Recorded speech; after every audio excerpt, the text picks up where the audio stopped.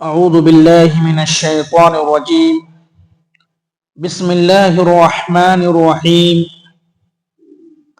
فإذا قرأت القرآن فاستعذ بالله من الشيطان الرجيم اللہ تبارک و تعالی اس آیت میں یہ ارشاد فرماتا ہے کہ فَإِذَا قَرَأْتَ الْقُرْآنَ جب قرآن کی تلاوت کرو، قرآن جب پڑھو تو فاستعذ باللہ اللہ تعالیٰ سے پناہ طلب کرو، من الشیطان الرجیم دھتکارے ہوئے شیطان سے، جکڑے ہوئے شیطان سے اللہ تعالیٰ سے پناہ طلب کرو۔ ہم نے بتایا تھا کہ قرآن پڑھتے وقت اعوذ باللہ من الشیطان الرجیم ضرور پڑھنا چاہیے۔ جب آپ سورہ فاتحہ بھی پڑھتے ہو، جو قرآن کا حصہ ہے، جب سورہ فاتحہ بھی پڑھے تو اس وقت بھی اعوذ باللہ من الشیطان الرجیم پڑھے۔ اور دیکھو یہ کتنی بڑی چیز ہے، یہ تو قرآن پڑھنے کا ہے۔ اگر نماز میں ادھر ادھر کے خیالات آ رہے ہیں، اور یہ آتا ہے نماز میں، انسان کو خیالات آتے ہیں، شیطانی وسوسے آتے ہیں، نماز کی حالت میں بھی اللہ کے نبی نے حکم دیا ہے کہ اگر کسی کو کچھ خیالات آتے ہیں، ادھر ادھر کے خیالات، تو وہ اعوذ باللہ من الشیطان الرجیم پڑھے گا۔ نماز میں خیالات تو آتے ہیں، کوئی یہ کہتے کہ نہیں مجھے کچھ خیالات نہیں آتے، خیالات آتے ہیں ادھر ادھر کے، دین بھر میں جو کام آپ نے کیا نا، وہ نماز میں سارے خیالات آتے ہیں، شیطان آپ کو بہکاتا ہے، گمراہ کرتا ہے، آپ کو ادھر لے جاتا ہے۔ تو اللہ کے نبی نے کہا جب ایسے وسوسے آ جائیں تو کیا کرو، اعوذ باللہ من الشیطان الرجیم، نماز کی حالت میں۔ اور یہ جو لیفٹ والے جو کندھا ہے نا، یہاں پر 3 مرتبہ تھو تھو بھی کرنا ہے۔ اب ایسا نہیں کہ جماعت میں کھڑے ہیں، کوئی بغل میں اس کو تھو پھینک دے تو نماز میں مار بھی ہو سکتی ہے، یا نماز کے بعد وہ آپ کو پکڑ لے، گرفتار کر لے۔ تو اس انداز میں کرنا ہے کہ بغل والے کو تکلیف نہ ہو، سمجھ میں آئے۔ اب کوئی یہ کہے کہ نہیں بھائی دھوکہ سے ہو گیا، دھوکہ سے یہ سب جماعت میں تو نہ کرے، تو یہ زیادہ بہتر ہے تھو تھو والا۔ اگر کسی کو اپنے منہ پہ کنٹرول ہے تو صرف اپنے ہی کندھے پہ کرے۔ اگر ایسے وسوسے آتے ہیں نماز میں تو یہ کرنا چاہیے۔ خیر یہاں پہ قرآن کا ذکر ہے کہ جب بھی قرآن پڑھو تو اللہ رب العالمین سے پناہ طلب کرو، کس سے؟ شیطان رجیم سے۔ اِنَّهُ لَيْسَ لَهُ سُلْطَانٌ عَلَى الَّذِينَ آمَنُوا وَعَلَى رَبِّهِمْ يَتَوَكَّلُونَ جو اللہ رب العالمین پہ ایمان رکھتے ہیں، جو لوگ اپنے رب پر توکل کرتے ہیں، اپنے رب پر بھروسہ کرتے ہیں، ایسے لوگوں کے اوپر شیطان کا زور نہیں چلتا، شیطان کی جو طاقت ہے ایسے لوگوں کے اوپر حملہ نہیں کر سکتی، جو لوگ اپنے رب کے اوپر بھروسہ کرتے، اپنے رب کے اوپر ایمان رکھتے ہیں۔ آپ اعوذ باللہ من الشیطان الرجیم بول دیں گے تو آپ محفوظ ہو جائیں گے، بچ جائیں گے شیطان کے فتنوں سے۔ انما سلطانہ علی الذین یتولونہ والذین هم بہ مشرکون شیطان کا غلبہ ان لوگوں کے اوپر ہوتا ہے جن لوگوں نے شیطان کو اپنا دوست بنا رکھا ہے، اپنا رفیق بنا رکھا ہے۔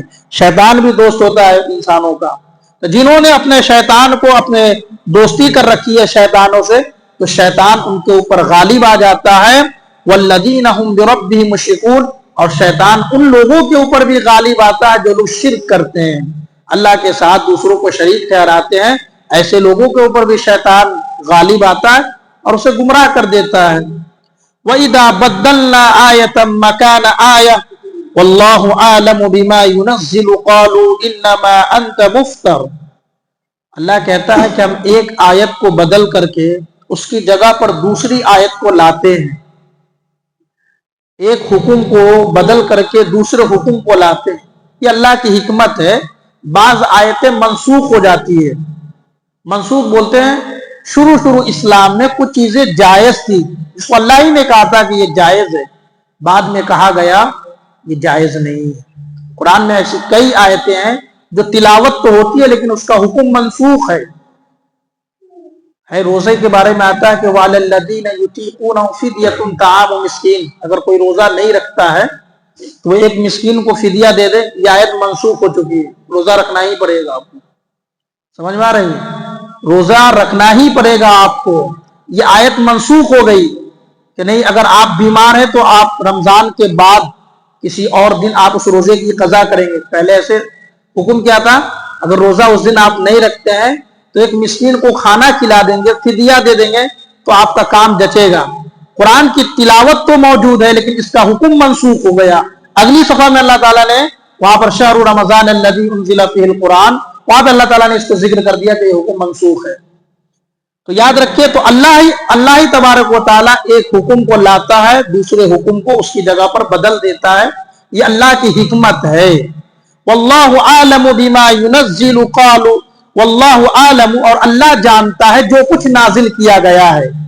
قالوا انما انت مفتر, یہ مشرکین مکہ اللہ کے نبی سے کہتے تھے یہ تو اس کا گڑھا ہوا, اس کا بنایا ہوا, کوئی حکم پہلے آیا بعد میں اس کو تبدیل کر دیا گیا, یا کوئی حکم بنی اسرائیل میں تھا عیسیٰ علیہ السلام کی مذہب میں, امت محمدیہ میں اس کو چینج کیا گیا. تو یہ مشرکین مکہ اور یہ یہودی یہ نصارہ کیا کہتے تھے اللہ کے نبی کو, یہ اس کا بنا بنایا ہوا, یہ خود بنا رہا ہے یہ ساری چیزوں کو. بل اکثرهم لا یعلمون, بلکہ ان میں سے اکثر لوگ اس بات کو نہیں جانتے کہ اللہ ہی نازل کرتا ہے. اللہ اپنی حکمت کے تحت بدلتا رہتا ہے, وہ اللہ کی مشیت ہے, اللہ کی حکمت ہے. قل نزلہ روح القدس من ربک بالحق لِيَثَبِّتَ الَّذِينَ آمَنُوا وَهُدًى وَبُشْرَى لِلْمُسْلِمِينَ. اس کا بھی جواب اللہ نے دیا کہ جو لوگ یہ الزام لگاتے ہیں کہ اے محمد تو نے اس قرآن کو گڑھا ہے اپنی جانب سے, اے پیغمبر آپ کہہ دیجئے نزلہ روح القدس من ربک بالحق, آپ کے رب کے جانب سے جبریل امین کے ذریعے سے اس کو نازل کیا گیا ہے. جبریل امین کون ہے؟ کوئی بتا سکتا ہے؟ جبریل امین کون ہے؟ یہ وہ فرشتہ ہے جو پیغمبروں کے پاس آیا کرتے تھے وہی لے کر کے, ہمیشہ سنتے ہیں پیغمبروں کے پاس آنے والے فرشتے کا نام جبریل امین ہے. جبریل امین تمام فرشتوں کے سردار ہیں, جتنے بھی فرشتے ہیں ان تمام فرشتوں کے سردار جبریل امین ہے. سوچو ان کا مقام کتنا بلند تھا. یہ پیغمبروں کے پاس آتے تھے, اور شب قدر کی جو رات آتی ہے رمضان میں جسے لیلۃ القدر کی رات کہا جاتا ہے, جبریل امین اس دن بھی آتے ہیں. تو یہ پیغمبروں کے پاس آتے تھے, فرشتوں کے سردار ہیں. تو اللہ نے جواب دیا کہ اے پیغمبر ان مشرکین مکہ کو کہیے یہ تو جبریل کے ذریعے سے اللہ تعالیٰ نے اس کتاب کو نازل کیا ہے.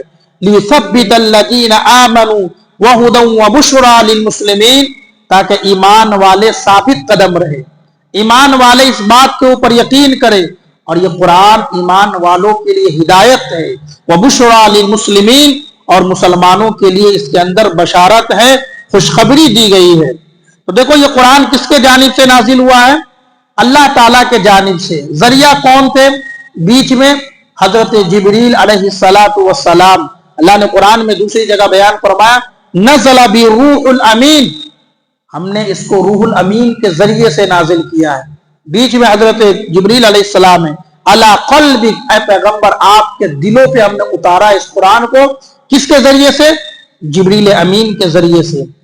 وَلَقَدْ نَعْلَمُ أَنَّهُمْ يَقُولُونَ إِنَّمَا يُعَلِّمُهُ بَشَرٌ, ہمیں معلوم ہے, ہم جانتے ہیں کہ انہم یقولون, یہ مشرکین کہتے ہیں انما یعلمہ بشر, یہ کسی انسان سے سیکھ کر کے آتا ہے.